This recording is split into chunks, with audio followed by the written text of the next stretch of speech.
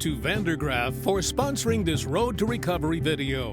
Visit their website to learn how the Grizzly Drive drum motor increases the reliability and reduces the cost of ownership of conveyor systems.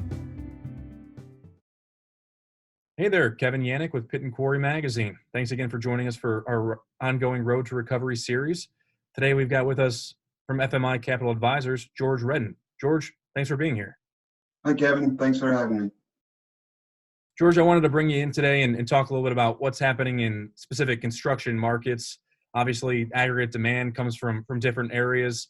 The non-building segment, roads, bridges, and highways is a big driver for many producers, but we've seen some change in other areas that probably generate some discussion or some need for some discussion.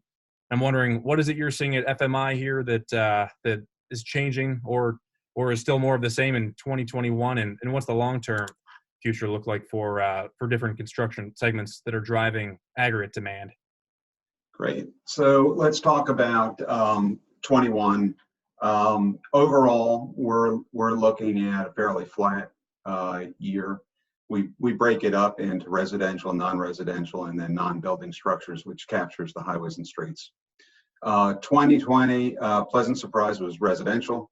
I think this pandemic, along with low interest rates, found us with people wanting to move to the suburbs, get larger places, work from home, etc. You also had the millennials, largest part of our population and first-time home buyers, and we had a supply and demand imbalance, driving up prices and demand for construction. That's carrying well into 21. So that side looks good. That's a big consumer of aggregates, so that's positive. On the non-residential, more question marks.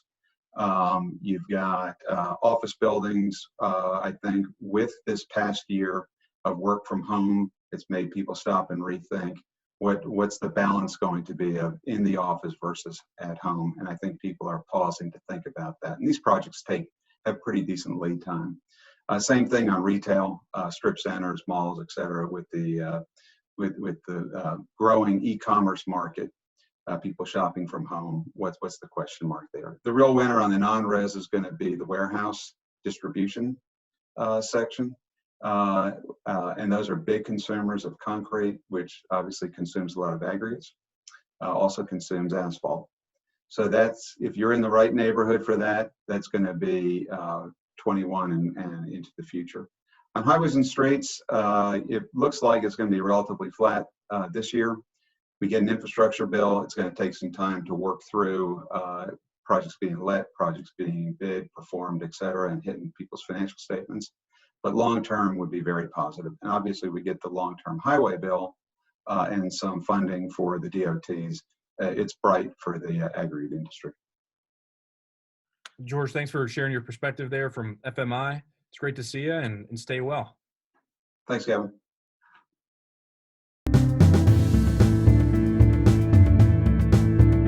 Thank you to Vandergraaf for sponsoring this Road to Recovery video.